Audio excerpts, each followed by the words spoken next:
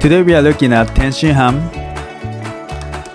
which is a Japanese created Chinese egg dish.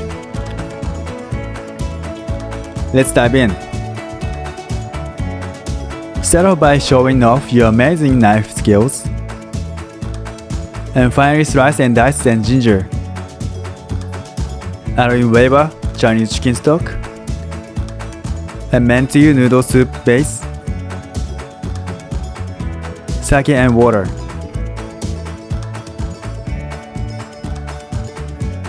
Add in the diced ginger.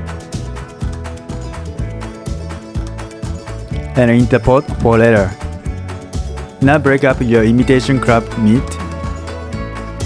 Add in Ponzu and give it a stir.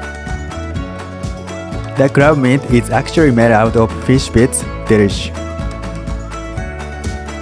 Roughly chop some Japanese parsley, known as Mitsuba here. Then shove it in your bowl, along with 4 of the most beautiful eggs. Starch to help hold it together. Perfectly measured out salt. And a classic mixing mix to say prep down. Pop your pop from before on the stove. Add in some sesame seed oil and sugar. And give it a good whisking to homogenize. Starch spread dissolved in the water. Add the mixed mix. Once brought to the boil, set aside. Egg time, heat some oil in a pan. And add in your egg mixture.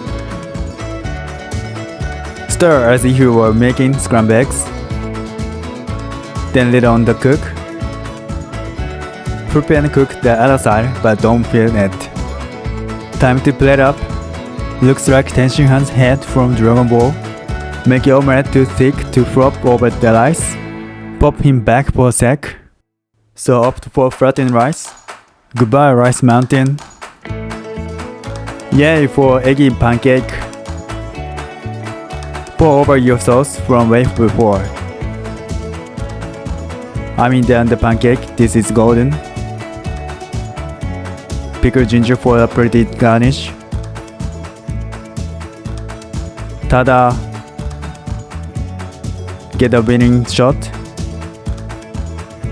Include my beautiful face.